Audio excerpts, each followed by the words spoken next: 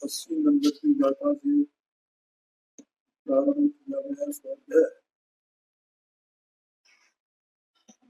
अब 83 नंबर की गाथा पर पहुंचा। इसमें अपन ने 80, 81, 82 तीन गाथाओं का स्वाध्याय कर दिया। 80 नंबर की गाथा में ऐसा बताया है कि वो परमात्मा के अनंत परमात्मा को द्रव्यपने गुणपने पर्याय पने जानता है, वो अपनी आत्मा को जानता है और उसका योग का क्षय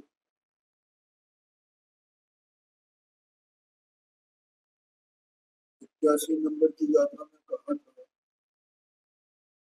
कि आत्मा को द्रव्यपने गुणपने पर्याय पने जान लेने पर भी ये जो प्रमाद है जो चोर जब तक विद्यमान है तब तक शुद्ध आत्म तत्व की उपलब्धि नहीं है, माने शुद्धोपयोग नहीं होता है, माने मोक्ष नहीं होता। ठीक है। और 83 नंबर की गाथा में ये बताया इस प्रकार से, मैंने इसमें यो 81 नंबर की गाथा में क्या उपाय बता दिया। 81 नंबर की गाथा में तो वो प्रमाद चोर का किसी प्रकार से उसको नष्ट करना चाहिए। अब 82 नंबर की गाथा में आचार्य देव ने ऐसा बताया कि ये जो जितने भगवान अभी तक हुए हैं, परमात्मा हुए हैं, हमारे जो संसारी थे पहले और वे परमात्मा हो,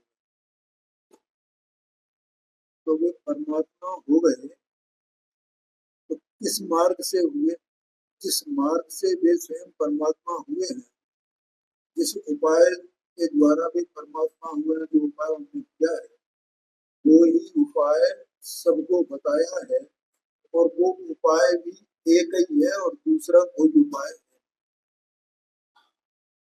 82 नंबर की गाथा। अब 83 नंबर की गाथा में ये कहते हैं, देखो 147 पेज पर नीचे अंतिम लाइन है। अब शुद्धात्म लाभ के परिपंथी मोह का स्वभाव और उसके प्रकारों को व्यक्त करते। क्या कहा? परिपंथी माने लूटने वाले।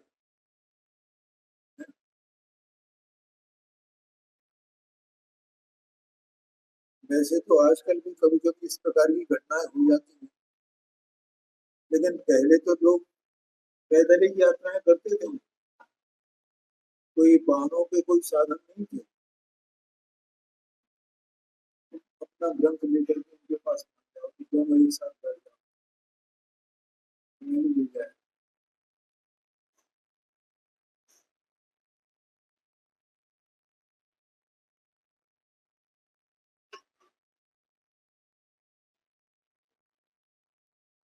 क्या होता था कि लोग पैदल यात्राएं करते थे समूह में, तो डकैत भी हुआ करते और वे डकैत उनको रास्ते में सारा उनका सामान वामान लूट देते हैं। तो एक बार पंडित बनारसी दास जी साहब ने अपने उनका जो अर्ध कथानक है ना आत्मकथा का, उसमें ये बात लिखी है, देवी कई बार लूटे हैं, इस तरह से लूटे गए।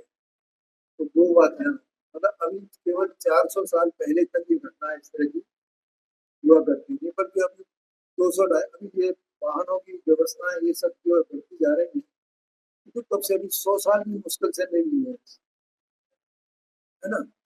पिछले मतलब मैं समझता हूँ 70-80 सालों में जो हुआ है। और जब हम छोटे थे ना, तो कैसी वो बसें सिटी बसें चलती थी ना, कैसी चलती थी पता है?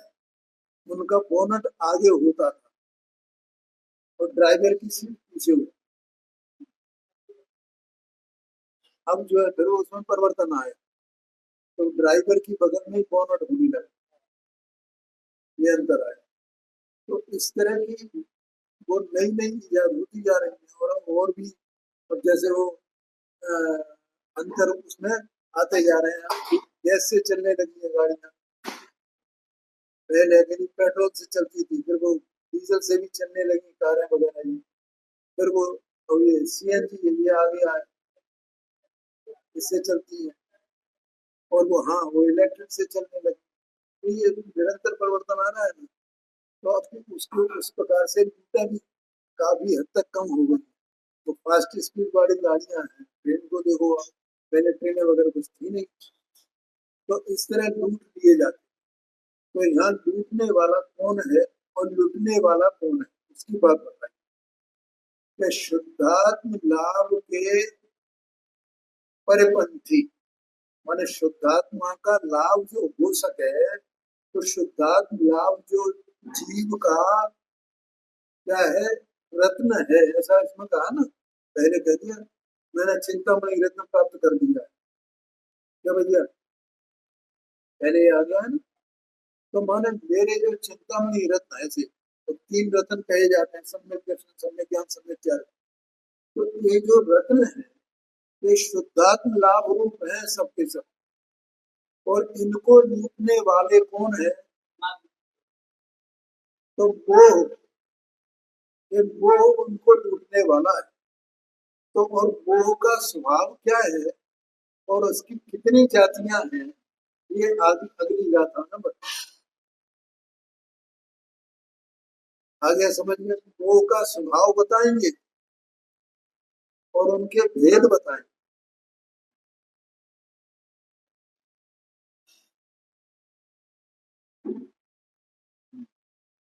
तो वो गाथा तो मूल गाथा तो इसी पेज पर है ऊपर। तब बाद ये सुनो भावो जीवस्य हवति ऊपर के छंदो पप्पादो संपा। इसी में नीचे हिंदी उसका दिया है, गुजराती का। द्रव्या भाव वर्ते जीवन के बचे के मोहतिया चंदरानी देसी शोभित वंश। देखो ये गुजराती भाषा की लिपि है, मैं इसका अर्थ बता देता हूँ आपको इसी से। उसी से देखो मैं एक एक शब्द का बता दूंगा। द्रव्याद के मूल भाव वर्ते जीव ने, जीवनवान ने का मतलब होता है को। तो जीव को द्रव्यादि के जो मूल भाव वर्तता है, द्रव्यादि में द्रव्य पने का, गुण पने का, पर्याय पने का। द्रव्य गुण पर्याय का जो स्वरूप है, वो जीव जो अज्ञानी है, मूल है ना, तो उसे इनका मूल भाव वर्तता है। अर्थात ये उनको नहीं जानता अपन सब्जी में है कि नहीं है, तो अपने को कौन सा भाव वर्तता है, मूल बनेगा। इसके संबंध में मूलता है हमारी, द्रव्य गुण पर्याय की मूलता हमको है। ये इसकी चर्चा अपन रोजाना लगभग करते ही करते हैं, क्योंकि अपन ने अपने द्रव्य गुण पर्याय को नहीं जाना, और देहादिक का अन्य द्रव्यों का ये द्रव्य गुण पर्याय को नहीं जाना।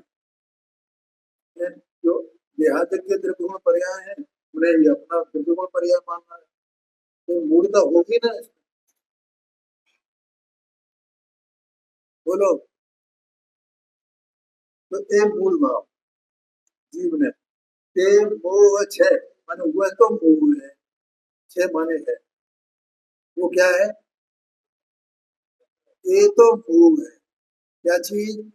द्रव्य गुण पर्याय संबंधी मूल था, उसको यहाँ मोह कहा।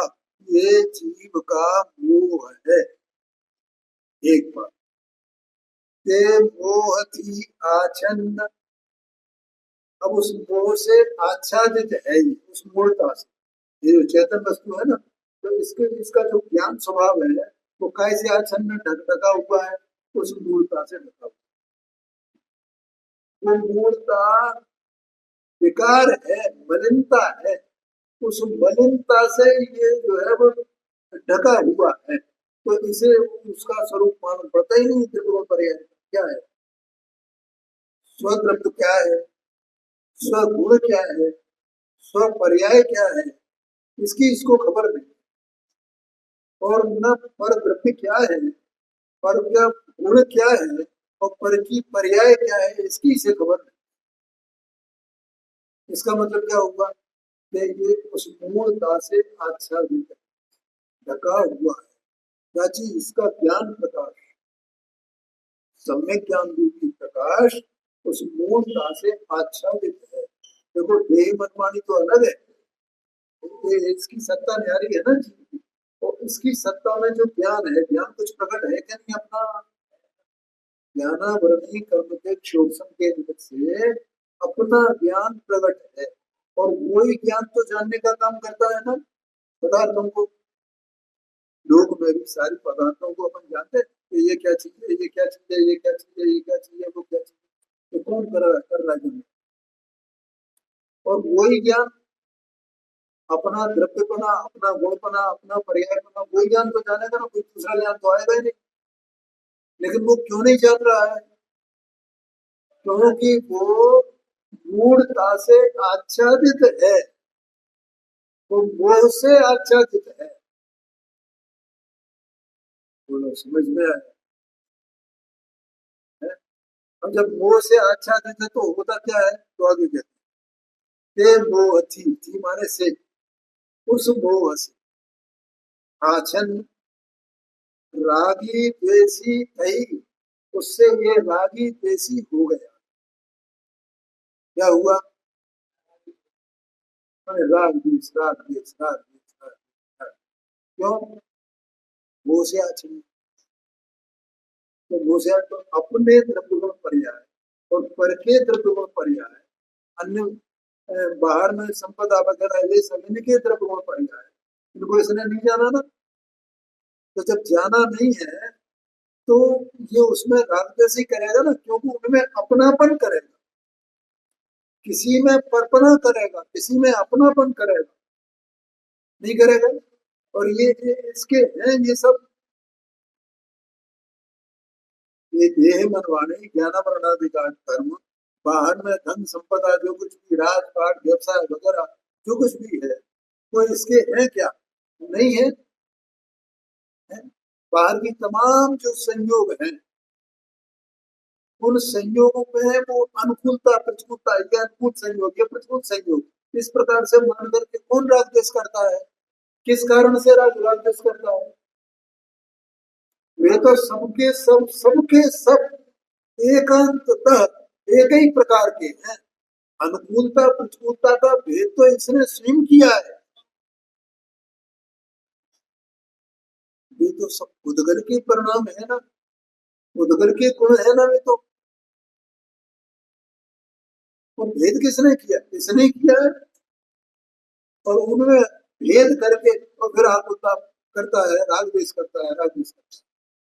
उससे क्षुब्ध है, क्षोभित बने, शुद्ध होता है, निराश होता है, खेद खिन्न होता है। नहीं, नहीं हो रहा क्या? हर समय हो रहा है खेद खिन्न।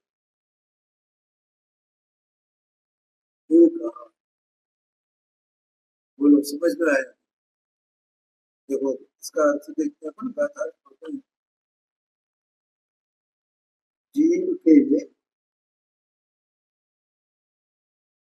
द्रव्यादि संबंधी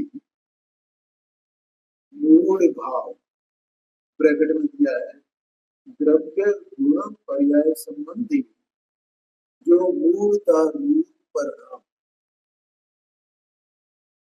धर्म आया कि नहीं।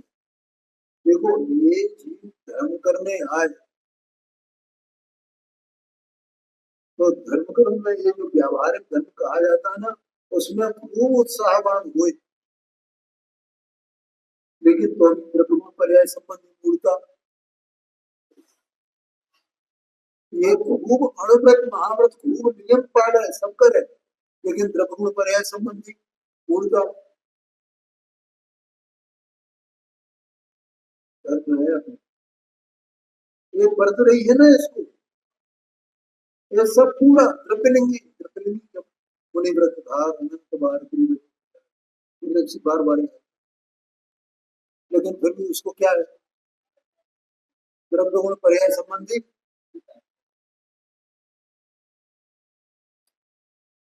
समझ लेना बराबर वो मूलता कहाँ है, इसमें ये बता दिया है, नहीं लिखा मूल भाव, वो है मोह है, ऐसा लिखा है, वो है मोह है, इस मूलता का नाम मोह है। ठीक है, तो पिछली गाथाओं में मोह राग द्वेष तीनों की चर्चा आ गई है ना, तो अभी तो पहले मूलता होता है, ये तो मोह है, मोह का लक्षण बता रहे हैं। अच्छा, अब मोह से क्या होगा भैया, ठीक है मोह है तो उससे आच्छादित वर्तता कौन, एक ही, तो एक ही जो सत्ता स्वरूप वस्तु है अभी मैंने बताया, तो ये उपयोग इसका लक्षण है ना, उपयोग लक्षण किसको कहते हैं, उपयोग माने क्या है, शाबाश, उपयोग माने जानने देखने का जो व्यापार इसका चल, और वो व्यापार कहाँ चल रहा है, आत्मा की अवस्था में चल, आत्मा में ही है वो व्यापार। अब वो जो जानने देखने का जो व्यापार है, जिससे वो जान देख सकता है, द्रव्य को जान सकता है, गुण को जान सकता है, पर्याय को जान सकता है, स्वके द्रव्य गुण पर्याय को जान सकता है, स्वके द्रव्य गुण पर्याय को जान सकता है, भेद विज्ञान कर सकता है, वो ज्ञान ही, वो उपयोग ही कैसे आच्छादित है, इस मोह से आच्छादित, इस मूलता से आच्छादित। बोलो आया तुमने, आच्छादित वर्तता हुआ जीव राग अथवा द्वेष को प्राप्त करके शुद्ध होता है, खेद खिन्न होता है, खेद को प्राप्त होता है, समझ में आया। देखो भैया, प्रसन्नता तो ज्ञान कोई भी नया दिन है, कौन सी प्रसन्नता, वो प्रसन्नता जीव का स्वभाव है, उसका नाम निराकुलता है, उसका नाम उज्ज्वलता है, उसका नाम पवित्रता है, उसका नाम आनंद है, उसका नाम वीतरागता है। तो वो ज्ञानी को आंशिक रूप से प्रकट हो गया, तो जितने अंश में वो वहां प्रकट है उतने अंश में उसे राग द्वेष नहीं है, तो उसे वो प्रसन्नता आनंद शांति ये वर्तती, उज्ज्वलता वर्तती, और जितने अंश में राग द्वेष वहां है भूमिका अनुसार, उतने अंश में वो राग को उसे खेद बरतता है, खेद खेद खिन्नता उसे बरतती है, उससे तो लक्षण बता रहे हैं। लेकिन यहाँ तो जो घोर अज्ञानी है, जिसे द्रव्य गुण पर्याय का स्वरूप ही नहीं पता है, उसकी बात है, और वो उसकी जो खेद खिन्नता उसको होती है ज्ञानी को, उसका भी कारण जानता है कि भैया ये मेरे द्वारा उपार्जित नहीं है, तो अभी कर्म इसका पाप बैठा हुआ है, तो कर्म उत्पन्न कर, लेकिन ये मेरा स्वरूप नहीं है, इसलिए उस राग द्वेष में उसका निरंतर अकर्तृत्व बना रहता है। ख्याल में आया कि नहीं? देखो टीका है तो आचार्य कैसा दृष्टांत दे रहे हैं। धतूरा खाए हुए मनुष्य की भांति, सिर्फ धतूरा पी लिया हो, पिया जाता है खाया जाता अपने को पता ही नहीं, अपन ने कभी सेवन किया, लेकिन लोग सेवन करते हैं ना नशे की भांति जीव के जो पूर्व वर्णित कौन से जो 80 नंबर की बात द्रव्य गुण पर्याय हैं, उनमें होने वाला तत्व अप्रतिपत्ति लक्षण मूल भाव वह वास्तव में मूल तत्व। अप्रतिपत्ति लक्षण माने क्या? अप्रतिपत्ति माने अप्राप्ति, अप्रतिपत्ति माने अप्राप्ति, शायद इसमें लिखा देखो ये है तत्व की, हाँ अप्राप्ति, हाँ अनिर्णय का अप्राप्ति, मूल में तो इसका अप्राप्ति ऐसे ही पहले नंबर पे दिया, ठीक है। देखो अब अप्राप्ति माने क्या? अप्राप्ति माने आत्मा है ना, इसका जो ज्ञान है, तो वो ज्ञान किसका तत्व है? आत्मा का ही तत्व है, ठीक है। और वो ज्ञान जब अपने को ज्ञान स्वरूप ज्ञान है, मैं एक ज्ञान स्वरूप वस्तु हूं, तो उसके वो तत्व की प्राप्ति हो गई, क्योंकि वो ज्ञान जो जानने वाला ज्ञान है, जो व्यापार रूप ज्ञान है, वो ज्ञान अपने को किस स्वभाव वाला मानेगा कि मेरा ये स्वभाव, तो उससे उसका तत्पना मिल गया ना, जानने वाला तो कोई है ना, उसने अपना तत्पना, मेरा तत्पना किसके साथ में है? राग के साथ में है, देह के साथ में है, कर्म के साथ में है, देव के साथ में है, गुरु के साथ में है, शास्त्र के साथ में है, देह की क्रियाओं के साथ में है, किसमें है? सेम ही पूरी वस्तु, ऐसी उसका नाम तत्व की प्रतिपत्ति है, तत्व की सिद्धि है, तत्पना मिल गया ना उसको, बस इसका नाम तत्पना, इसका नाम तत्व की प्रतिपत्ति, ठीक है। और वो तत्व की प्रतिपत्ति होने पर उसके द्रव्यपना, गुणपना, पर्यायपना, इन संबंधी मूलताओं से नहीं होती, होती हो ही नहीं सकती है, तीन काल में भी नहीं हो सकती। क्या कहा है? देखो जब भेद विज्ञान की बात चलती है, शाम शाम को कल नहीं आए शाम 7 तत्वार्थों की बात चलती है, तो उसमें मैंने बताया कि आपा पर का श्रद्धा माने क्या मूल रूप से, और भी बातें उसमें आई हैं, अगर हाँ मोक्ष मूल रूप से आपा पर का श्रद्धा माने जीव अजीव का श्रद्धा, ठीक तो है ना। तो जीव अजीव के श्रद्धान में मैंने बार बार बताया कि दो सत्ताओं का श्रद्धान कर, दो न्यारी न्यारी सत्ता, ये देह मनवाणी से लेकर के बाहर सब, ये सब किसकी सत्ता है? सब अजीव की सत्ता है।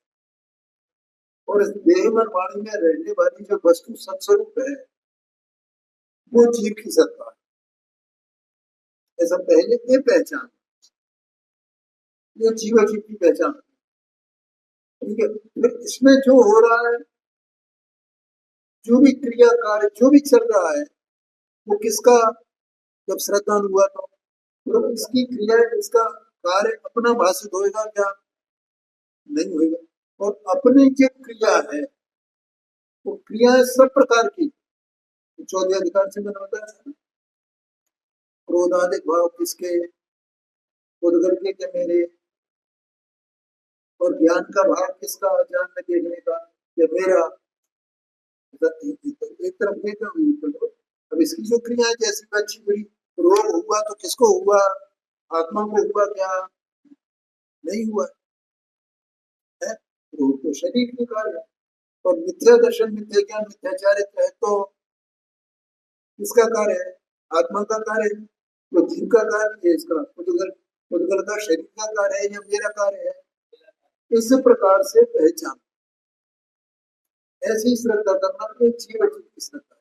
अब जो अपना आत्मा अपने को पकड़ने आया तो उसमें फिर सम्यक दर्शन क्या है, फिर मिथ्या दर्शन क्या है, ये सब उसकी पहचान हुई क्या नहीं उसे। फिर राग क्या है और वितरकता क्या है, ये पर्यायगत सब अवस्थाएं है ना, तो इनकी पहचान हुई क्या नहीं हुई है। और ये जो निर्मलता जितनी है, वितरकता है, सम्यक दर्शन है, सम्यक ज्ञान है, सम्यक चारित्र है, तो ये किसका स्वभाव है, और रागादिक भाव है ये किसके स्वभाव है। फिर उन स्वभावों का अपने अंदर में भेद विज्ञान किया उसने, इस तरह से पूरा अपने द्रव्य गुण पर्याय को उसने जाना। ठीक है, तो उसमें उसको जितना जितना जो जो अपना अपना है वो तत्व की प्राप्ति है, और जो जो अपना नहीं है उसे अपना नहीं मानना वो अतत्व है। ज्ञानी की अवस्था में रागादिक है तो ज्ञानी के लिए तत्व है क्या, तत्व है, अतत्व है भी। अब अज्ञानी क्या कर रहा है कि वो जो अतत्व है उसी को तत्व मान रहा है, इसलिए उसके तत्वों का अश्रद्धान है। क्या है, तत्वों का अश्रद्धान है, अपने को अपन जो अज्ञानी जीव है अपने को तत्वों का अश्रद्धान। इसका मतलब यह हुआ कि हमें द्रव्य गुण पर्याय के स्वरूप का की खबर नहीं है, और इसलिए हमें तत्व की प्रतिपत्ति नहीं है, हमें तत्व की अप्रतिपत्ति है। बोलो समझ में आया। तो अब यहाँ ये कहते हैं पूर्व वर्णित द्रव्य गुण पर्याय है उनमें होने वाला तत्व अप्रतिपत्ति लक्षण। अब ये समझ में आ गया, मैंने इसकी उदाहरण में याद किया ना, तत्व अप्रतिपत्ति ये लक्षण है। अब हमें कुछ पता ही नहीं है, अतत्व को तत्व मान रहे हैं, इसका मतलब हमें तत्व की प्राप्ति नहीं है ना। क्या कहा, तत्व की प्राप्ति क्यों नहीं है, क्योंकि अतत्व को तत्व माना है, क्योंकि अतत्व को तत्व माना है इसलिए तत्व की अप्रतिपत्ति है। और तत्व को तत्व माने तो प्रतिपत्ति नहीं है, अप्रतिपत्ति नहीं है, तो वे तत्व की प्राप्ति हो गई। और इससे यह भी सिद्ध हो गया कि जिसको तत्व की प्राप्ति है उसी को द्रव्य गुण पर्याय का स्वरूप पता है, और जैसे तत्व की प्राप्ति नहीं है उसे द्रव्य गुण पर्याय का स्वरूप पता ही नहीं। ये सब ठीक से समझ में आया ना। अप्रतिपत्ति लक्षण मूल भाव वह वास्तव में मूल है, बस ये उसका लक्षण है तत्व की अप्रतिपत्ति। इससे पता चलता है कि हमारे एक मूल भाव है, तो हम अतत्व को तत्व मानने लगे तो हमें तत्व की अप्रतिपत्ति। ठीक है, वो जो रागादिक भाव है वे तत्व नहीं है, ये बात नहीं है, ख्याल में आया कि नहीं है। और रागादिक भावों का तत्पना किसके साथ में है, और मेरे ज्ञान स्वभाव के ज्ञान का जो परिणाम है, उज्ज्वलता का जो परिणाम है, वितरकता का परिणाम है, उसका तत्पना किसके साथ में है। हाँ, ऐसा। तो इस प्रकार से उसका निर्णय हो जाना वो तत्व की प्रतिपत्ति है, उसके तत्व को भिन्न अपना तत्व भिन्न। लेकिन अपन अतत्व को तत्व माना, जो मेरा तत्वना है ही नहीं जिसके साथ, उसको तत्व उससे तत्वना माना है। तो इसका मतलब वो लक्षण काय का है कि ये मूल भाव का लक्षण है। और इसी का नाम मोह है। बस मोह तो इतना है, ये कह दी। अब आगे करें। उस मोह से निज रूप आच्छादित होने से, देखो ये आ गया कि नहीं आ गया? मोह से क्या हुआ है? अपना जो स्वरूप है वो आच्छादित है, ढका हुआ है। इसलिए देखो इसमें ये आचार्य देव आगे की जो गाथाएं आने वाली है उनका ट्रेलर बता रहे हैं। क्योंकि हमने द्रव्य गुण पर्याय के स्वरूप को नहीं जाना है, तब तक हमारा मूल। तो निज रूप आच्छादित होने से यह आत्मा, अब देखो मैंने जो चर्चा की ना आपसे वो सब यहाँ पर द्रव्य को स्वद्रव्य रूप से, परगुण को स्वगुण रूप से और पर पर्यायों को स्वपर्याय रूप से समझकर अंगीकार करके मान करके अति रूढ़ दृढ़तर संस्कार के कारण, ये संस्कार कब का है भैया? कितना कितना मजबूत है वो, वज्र की तरह है।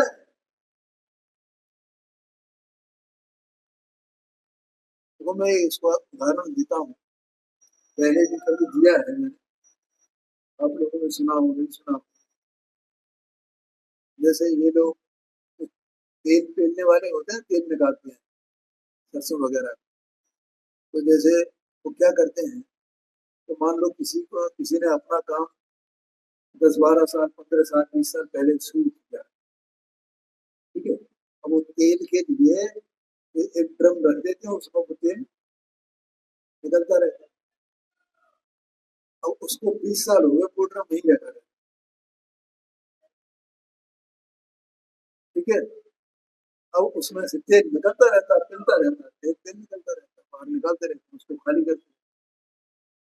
लेकिन हुआ क्या है वहां, तो चूंकि धूल भी उड़ती है, या कितना भी कहीं किसी भी उसमें अंदर में हुए, धूल तो उड़ेगी।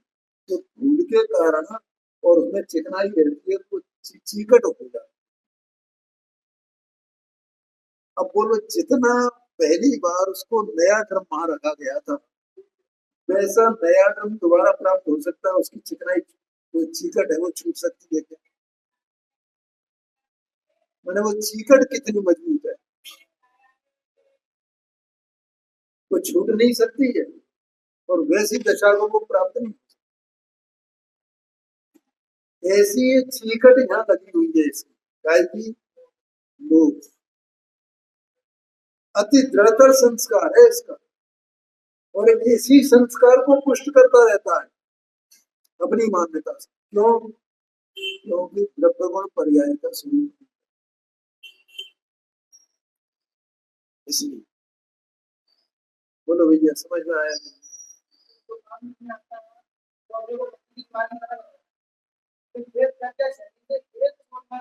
हाँ जी, तो ज्ञान का कमाल है ना। लेकिन कोई ज्ञान उससे पूर्णता से आच्छादित है ना, तो ज्ञान अपना कमाल दिखाए कैसे? इसलिए उसका उपाय क्या है, क्या तुम आगे कहेंगे 86 नंबर की बात? हमको यही कहे कि भैया हम क्या करें क्या करें, द्रव्य गुण पर्याय को जाना कैसे, जाना कैसे? तो वहां कहेंगे कि भैया ये द्रव्य गुण पर्याय का स्वरूप आगे में बताया है, और उसका सम्यक प्रकार से स्वाध्याय करो। क्या करें और क्या करें, अपने आप तो होगा नहीं। ठीक है, आगे 86 नंबर की जाता है, क्या कहा है यहाँ? अतिरूढ़ जड़तर संस्कार के कारण, और एक जीव अज्ञान के कारण क्या करता है बेटा, तो जो संस्कार को दृढ़ करता है, दृढ़ करता है धर्म के नाम पर पूरे। मैं सम्यक प्रकार से क्या कह रहे हैं, शांति से ऐसा अंदर में है, उसके प्रति जिज्ञासा हो, क्या कारण है कि मुझे अपना स्वरूप जानने में नहीं आता। तो इसलिए ये 80 नंबर की गाथा इसलिए इतनी महत्वपूर्ण है। इसलिए वहां वहां कहेंगे 86 नंबर की गाथा में कि दूसरा उपाय क्या है? तो दूसरा उपाय बताया, पहला उपाय तो यही है, तो तू अनंत परमात्मा को द्रव्य बने, गुण बने, पर्याय बने जा। लेकिन अगर तेरी ये समझ में नहीं आता है तो दूसरा उपाय ये है कि शास्त्रों का, आगम का सम्यक प्रकार से स्वाध्याय करो। ठीक है, तो जड़कर संस्कार के कारण परद्रव्य को ही सदा ग्रहण करता हुआ, देखो पहले क्या आ गया, परद्रव्य को स्वद्रव्य रूप से, परगुण को स्वगुण रूप से, पर पर्यायों को स्वपर्याय, ऐसा ये कर रहा है कि नहीं कर रहा है? जैसे देह है, तो देह का जितना द्रव्य है ना, उस द्रव्य, तो ये क्या मान रहा है, परद्रव्य को स्वद्रव्य मान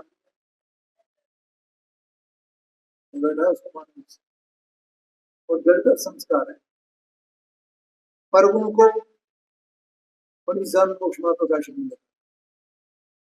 अब ये इसका स्पर्श वगैरह ये सब इसके है ना, ठीक है, तो इन गुणों का परिणमन चलता रहता है, बदलना चलता रहता है। कोई अपने को मैं गोरा हूँ, मैं काला हूँ, ऐसा ऐसा मानता है नहीं, और हर दशा में, ये मनुष्य दशा में नहीं, तो त्रिंचादिक गति में जो जीव होते हैं, तो वो भी, तो सफेद गाय जो है वो मानती है मैं सफेद हूँ, तो जो काली गाय है वो मानती है मैं काली। तमाम तरह के रंग बिरंगे पक्षी होते हैं, तो वे अपने अपने रूप को उस प्रकार से मानते हैं, स्पर्श करने ये समझ। और देखो कैसे सिद्ध होता है कि मानते हैं, क्योंकि गाय जो होती है तो दूसरी गाय को गाय जानती है, लेकिन वो गधे को गाय नहीं मानेगी, हिरण को गाय नहीं मानेगी, और हिरण हिरण को पहचानता है, हिरण जो है गाय को हिरण नहीं मानेगा। ऐसा उनकी बुद्धि है कि नहीं? इसका मतलब उनके ये देह जो परद्रव्य है और परगुण है, उसमें एकत्व बुद्धि रहती है ना, और इसके जो जितने परिणमन चल रहे हैं देह के, ये परद्रव्य के परिणमन है ना, परद्रव्य की पर्याय है क्या नहीं इसमें, निरंतर उत्पाद उत्पाद ये जो मान रहा चल रहा है, तो उसमें मानता है ना ये मेरी पर्याय, ये मेरी पर्याय है। जैसे ये पहले बालक था, फिर जवान हुआ, ठीक है, फिर प्रौढ़ हुआ, फिर बुढ़ापा आया, तो एक किसका किसकी पर्याय चल रही है, परिणमन चल रहा है, तो परद्रव्य का परिणमन। तो ये मान रहा है कि मैं हूँ, ये मैं हूँ, ये मैं हूँ, मैं इतने साल का हो गया, मैं इतने साल का हो गया, मैं इतने साल का है। ये जन्म तिथि, वो क्या कहते हैं उसको, सालगिरह, इसे मनाना, ये मनाना क्या बताता है, पर पर्याय में हमारी एकत्र बुद्धि। चलो समझ में आया कि अब इसकी जितनी क्रिया हो रही है,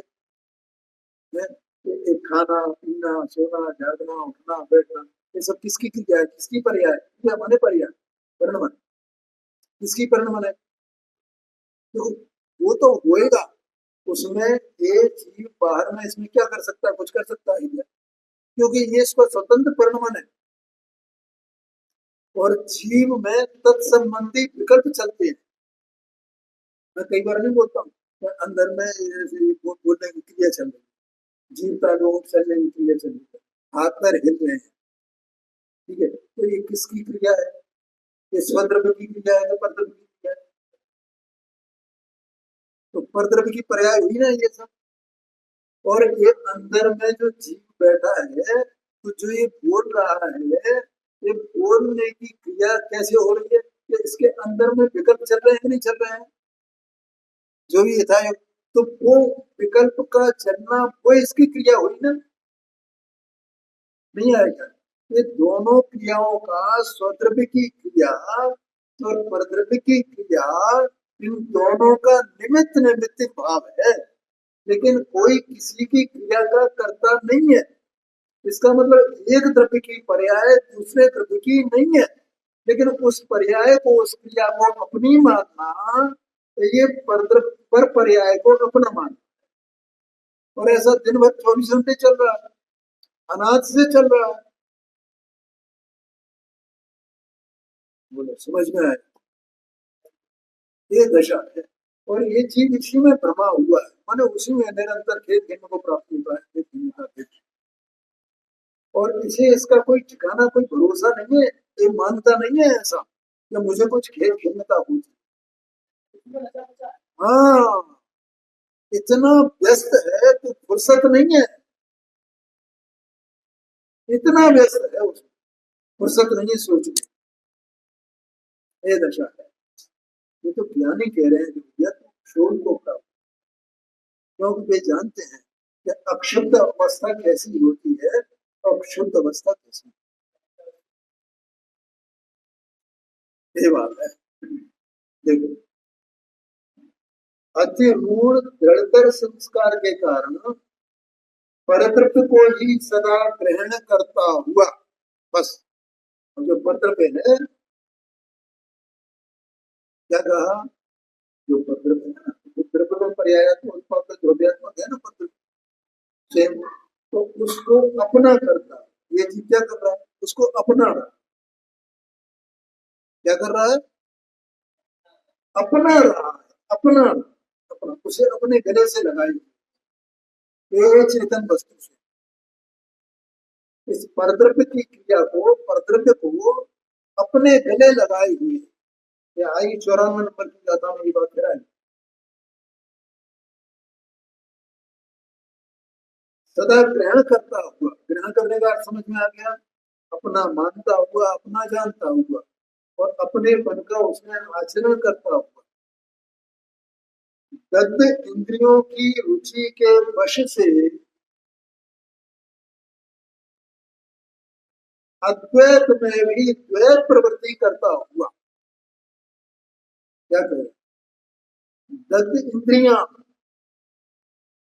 दग्ध माने जली हुई, जैसे कुछ जल जाती है, बेजान हो जाती है तो नहीं हो जाती, एक कागज को भी जला दो कैसा हो जाए, ऐसी ये जो परिणत शरीर और शरीर इंद्रियों परिणत, तो ये इंद्रियां कैसी हैं, जली हुई मरी हुई हैं, है?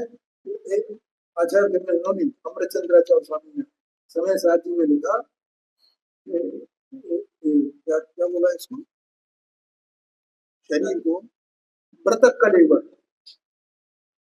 शरीर को मृतक, जैसे मरे हुए का कलेवर होता है ना, ऐसे है। यहाँ कहा दग्ध इंद्रियां जली हुई, इनमें क्या दम है, कुछ उधर सी फरमाते हैं ये धूल है, सब कचरा है, कचरा है, आया क्या नहीं है, लेकिन एक बात, एक एक बात ये आचार देखती है ना, ये समझ लीजिए सर, मैं तो बस केवल वो आचार देव का भाव बता रहा हूँ, हम सीधा पढ़ेंगे तो ये समझ में नहीं आएगा, है? और उसको जितनी गहराई से मैं बता रहा हूँ, उतनी गहराई से ही ग्रहण करना, तभी तो ये जड़तर संस्कार है, टूटने वाला है, और नहीं तो नहीं टूटेगा। दग्ध इंद्रियों के रुचि के वश से, इसको क्या है, किसकी रुचि है, देखो अंदर में ये चैतन्य वस्तु है, चैतन्य वस्तु है ना, उपयोग, इसका कार्य क्या है, उपयोगी परिणाम। अब ये उपयोग है, और इधर ये इंद्रियां है, तो उपयोगी क्या करता रहता, कहाँ अटका हुआ है 24 घंटे, इन इंद्रियों में अटका हुआ। अब इंद्रियां तो चली गई, इनकी क्या करना है, इनमें है क्या, है कुछ जड़ अचेतन मुर्दा है। अब इनमें लगा हुआ, ये इनके जो विषय हैं इंद्रियों के 24 घंटे, उन विषयों में उलझा रहता है, क्या कहा, देखो भैया, कोई हो, द्रव्यलिंगी भी हो, अज्ञान, अवधि, मिथ्या, तो वो भी भले ही ऐसा मानता हो कि देखो ये मैंने इंद्रियों के विषयों का सब त्याग कर दिया, सूक्ष्म बात है, मैंने तो इंद्रियों के विषयों का त्याग कर दिया है, लेकिन क्या उसने त्याग किया है? नहीं किया है। वो तो इंद्रियों के विषयों में ही लगा हुआ है। समझ में आया ना? उसे अपना स्वरूप मानता है। मैं आंख से देखता हूँ, मैं कान से सुनता हूँ, ऐसा मानना ये इंद्रियों के विषयों में लगा रहना है, उनकी रुचि है। नहीं आएगा। मोक्षमा प्रकाशित जी है 47 नंबर का प्रश्न है, तीसरे अधिकार, देख लेना। ये मानता है मैं मैंने ये नेत्र से ये चीज देखी, मैंने कान से ये संगीत सुना है, नाक से ये मैंने सूंघा। तो वो त्रिपुलिंगी भी हो तो ऐसे ही मानेगा कि नहीं मानेगा? नहीं आएगा, क्योंकि ज्ञान का स्वरूप न्यारा है। और ये जो इंद्रिय ज्ञान रूप से जो परिणमन करने वाला है, इंद्रियों के अवलंबन से इंद्रियों के विषयों को जानने वाला, ये स्वरूप आत्मा का नहीं है। इसलिए यहाँ कहा दग्ध इंद्रियों की रुचि के वश से अद्वैत में भी द्वैत प्रवृत्ति करता हुआ। अद्वैत माने सब जितने संयोग है वे सब एक ही प्रकार के हैं। कोई शुरू में ही अपन ने बोला था, कोई भला बुरा है, कोई अनुकूल प्रतिकूल है, लेकिन उसमें दो भेद कर दिए। ये सुख का कारण है, ये दुख का कारण है, ये अनुकूल है, ये प्रतिकूल है, ये अच्छा है, ये बुरा है, ये द्वैत। और ऐसा करके ये राग द्वेष राग द्वेष राग द्वेष, ऐसे मोह से ये राग द्वेष करता है। ये बात इसमें अगली चर्चा करता है।